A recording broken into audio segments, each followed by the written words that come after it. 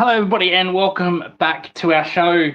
I know it's been a while since we've produced content, and we thought, you know what, why not preview the Champions Trophy? We have a squad to announce. So the Australia cricket team have made their squad. We're going to get into that. We're going to get into who's unlucky, who's lucky, who shouldn't be there, who should be there. So Cricket Australia, since this is a Cricket Australia segment, Cricket Australia have announced their Champions Trophy squad for Pakistan and the UAE later next month. Basically, it's a testing. Minus Nathan Lyon, minus Usman Khawaja, minus Bo Webster. It's their test lineup. We've got Matt Short, Glenn Maxwell comes back, Adam Zampa comes in. But it's basically the test attack. So Marcus Stoinis is probably the only one. Marcus Stoinis is probably the only one there that's a bit of a shock, bit of a surprise, considering his form in one-day cricket. Well, his lack of form. He's no form. He doesn't even play one-day cricket. He hasn't played any one-day cricket this year. Or List A, which is the one-day domestic cup for Australia. He's played none of that. He's just played Big Bash. And he's made the one decent score in the Big Bash a few nights ago, where he made that, I think it was 70 odd in the Big Bash. But we'll get more into that. So the bowlers, we'll get into the bowlers first. Adam Zampa, Mitchell Starc, Mitchell Cummins is back. Pat Cummins will captain this team. He won't be captaining in Sri Lanka. He will be stepping down as captain temporarily as captain because his wife is pregnant, expecting a baby around the Sri Lankan Test series. But he will be back for the Champions Trophy, and he will captain that team, not Mitch Marsh. So let's go into the let's go through each bowler, okay? Adam Zampa. As I just mentioned, minus Lyon and Khawaja, this is the test attack. Adam Zampa has always been the white ball spin bowler for Australia. It's just a given he's going to play. A spinner that will do probably well on those pitches if it does spin. Josh Hazlewood. Now, sometimes this hasn't worked. Their test attack hasn't worked. Sometimes it has. They won the World Cup with this attack. A few years ago, they won the T20 World Cup with basically the same attack: Cummins, Starc, Hazlewood, minus Lyon. So it has been successful in the past. Other times it's been not successful. The 50 over World Cup did not work with that attack. So they've gone back to that attack. And of course, Mitchell Starc, probably the best left arm white ball bowler in world cricket at this point in time. A given he has to be there. Pat Cummins, again, doesn't play many ODI bilingual series, doesn't really play much ODI cricket. Plays a lot of IPL, plays, obviously all of Test matches except for the Sri Lankan series. But these two bowlers, Pat Cummins and Hazlewood, they don't play a lot of white ball cricket. For Australia anyway, they do, as I said, IPL. So it's going to be interesting to see how they'll do. Josh Hazlewood's actually coming off a calf injury, a severe calf injury. Hence, he won't be available for Sri Lanka. He's still injured, and they want him 100% for that series. So interesting to see how he goes, because there is, with all due respect to the Champions Trophy, we've got a Test World Championship final to come, and a series in West Indies, a Red Bull series for the first time since 2016 in West Indies. So we need our bowlers to be fit and ready to go. Go to our all-rounders next, Mitch Marsh and Marcus Stoinis. As I mentioned, Marcus Stoinis has probably been a surprise. Does not play hardly any white ball games for Australia, for ODIs, hardly anything. Did not play in the bilingual series a couple of years ago against Zimbabwe or West Indies last year. Did not play in any of those games. Basically, this is just Big Bash form. and he's been picked just as a backup to Mitch Marsh, who's supposedly being all rounder but doesn't bowl, as we saw in the Test series. Mitch Marsh, while his Test career is over, his white ball career is actually pretty good, to be fair. Mitch Marsh, he will probably open the batting along with Travis Head or Alex Carey, one of the two. And he does play a lot of white ball cricket for Australia, Mitch Marsh, to be fair. Captain series against Bangladesh, so bilingual series against West Indies. So he, to be fair, he does play a lot of white ball cricket for Australia, to be fair. We'll go into the batters. Marnus Labuschagne is a bit of a surprise for me. Again, he's been one that's been rotated into the white ball. Doesn't play IPL, doesn't play Big Bash. He's not playing Big Bash. While Steve Smith, Constas, the others playing Big Bash, he's not playing Big Bash. He doesn't play white ball cricket that often for Australia. So that's a little bit of a surprise. I would have thought someone like a Chris Green would have been appropriate for that role, or Sean Abbott. Sean Abbott plays a lot of white ball cricket, but they've gone with Marnus Labuschagne. I can guarantee you he won't be bowling this tournament. He won't be bowling medium pace in this tournament. He might get an over or two, but anyway. Glenn Maxwell. Well, that's just a given. Glenn Maxwell in this team, isn't it? He's been in good form for the Big Bash. He hit an 80. So he hit an 80 a few days ago for the Melbourne Stars.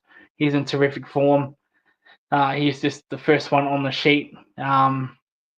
So no problems there. Go to the keepers.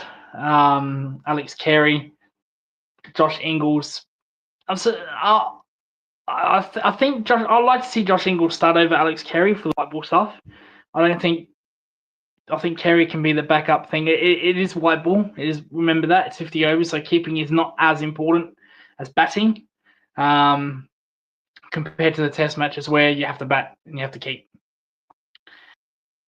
So we have a Yash Sharma says hello, bro. Hello back to you, mate. Alex Carey, as you know, the red ball player, red ball keeper. I'd like to see Josh Ingles be the white ball keeper, in my opinion. I think he just adds a little bit something to the lineup compared to Alex Carey. Alex Carey can play white ball cricket. He plays Big Bash. That's not a problem, but I just personally like to see Josh Ingles take over that position as the keeper. Matt Short, very aggressive hitter. Hasn't made as many runs in the Big Bash this year. Mind you, he did make a fantastic 100 a couple of nights ago. Apart from that, pretty small scores. But having said that, he has been introduced into white ball cricket for the last couple of years. Played in the bilingual series against Zimbabwe. Played in the bilingual series against West Indies. He has been rotated through as a white ball player. So yeah, there's really no surprise there, to be honest. Got another all-rounder, Hardy from WA. In case you don't know him, he does play for the Perth Scorchers. He does play for the Warriors and the Sheffield Shield. He's another all-rounder that could be useful. Aaron's been rotated the last couple of years throughout the squad. Played in some bilingual series. So he's been one for the future when it comes to all-rounders. Hasn't made it in test career yet. Hasn't made it in Sheffield Shield career yet. But as a white ball player, he is definitely one to watch. I think he'll be a very good for the future, Aaron Hardy. Out of context, but exactly how popular is cricket in Australia? It is the number one sport in the summer. Very hard well, if you go by TV ratings, this year's TV ratings have been through the roof. The best in ever. Not 100 years, not 50 years, ever.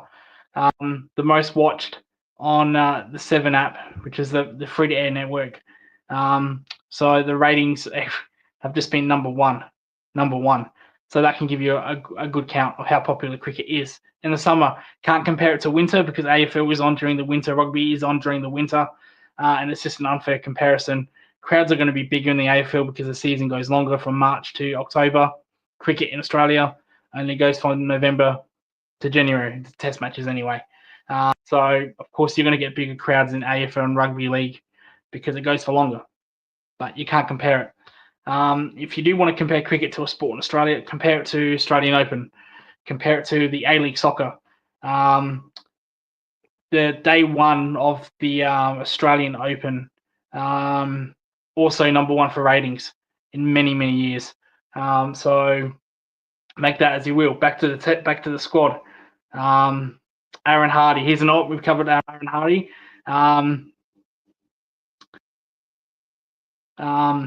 Again, a young bowler that's coming through the ranks, plays a lot of white ball cricket for WA, plays in the Big Bash League.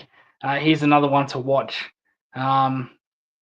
He's not as quick as Cummins or Stark, but he'll do a job if the pitches are a little bit spicy.